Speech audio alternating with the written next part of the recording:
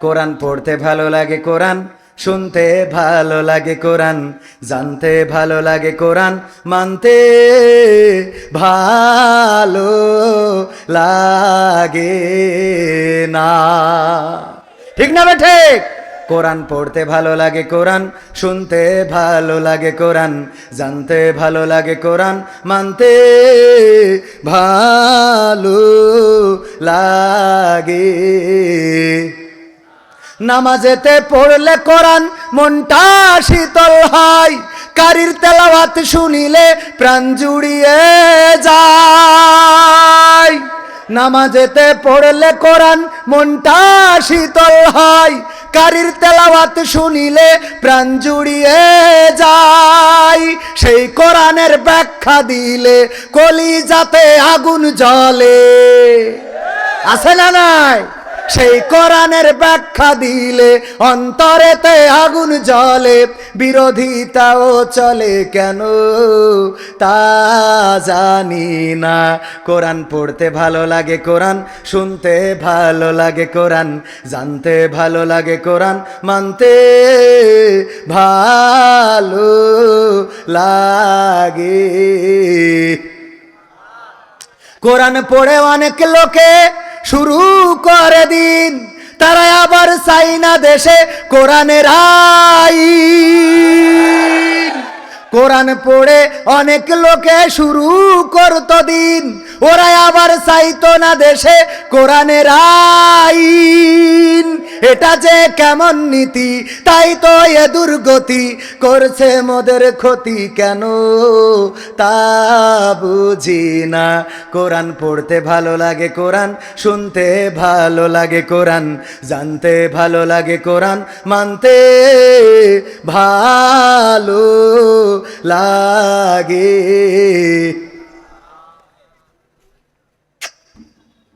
আছে না নাই? কোরআন বুকে চুমু খাওয়ার লোকের নাই অভাব, সেই কোরআনের বিরোধিতা আবু জাহেলের স্বভাব। কোরআন বুকে চুমু খাওয়ার লোকের নাই অভাব, সেই কোরআনের বিরোধিতা আবু লাহাবের স্বভাব। মানবা সুবিধা মতো তাই এই বুকে ক্ষত, মানবা সুবিধা মতো তাই এই বুকে ক্ষত, দেখলে এমন কিছু সইতে পারি না।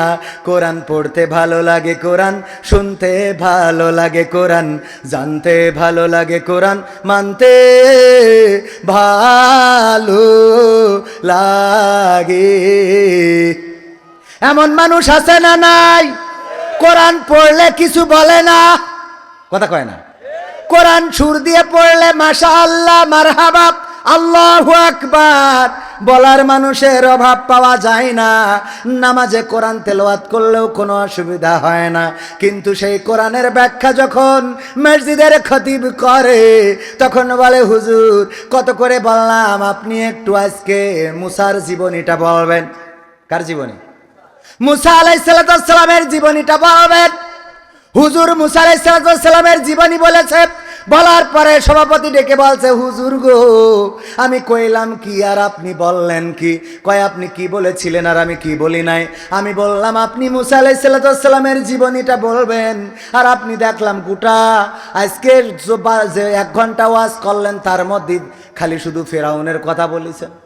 খালি শুধু কার কথা? হুজুর বলছে দেখেন মুসা আলাইহিস সালামের কথা বলতে গেলে ফিরাউনের কথা তো অটোমেটিক চলে আসে। কয় আসে ভালো কথা, কিন্তু যেই ফিরাউনের কথা বলছিলেন আমি দেখলাম সে আমার দিকে তাকাচ্ছিলেন গো। কি?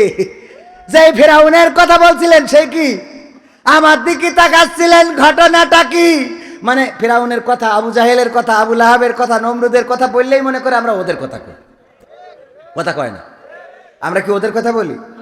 ওগো আমার ভাইয়ারা, এই জন্য কোরআন যতক্ষণ আপনি পড়বেন ততক্ষণ কিছুই বলবে না। যখন ব্যাখ্যা করবেন, ইয়া আইয়ুহাল্লাযীনা আমানু হাল আদুল্লুকুম আলা তিজারাতিন তুনজিকুম মিন আযাবিন আলীম। ওগো ইমানদারেরা, আমি কি তোমাদের কোনো একটা ব্যবসার সন্ধান করে দেব, যেই ব্যবসা করলে তোমরা কঠিন জাহান্নামের ভয়াবহ আযাব থেকে বেঁচে যাবে, আমি কি বলে দেব সেই ব্যবসার কথা? তার মানে আল্লাহ দেও, ঠিক কিনা? সেই ব্যবসার কথা বলে দেব কিনা আল্লাহ জিজ্ঞেস করছেন। আমরা যদি আল্লাহর সামনে থাকতাম গো, তাইলে বলতাম আল্লাহ বলেন কি সেই ব্যবসা? আল্লাহ রাব্বুল আলামিন সাথে সাথে বলে দিলেন, তুমিনুনা বিল্লাহি ওয়া রাসূলিহি ওয়া তুজাহিদুনা ফি সাবিলিল্লাহ। আল্লাহর প্রতি ঈমান আর আমার রাসূলের প্রতি ঈমান। ওয়া তুজাহিদুনা ফি, জিহাদের কথা কোরআনে আছে না নাই?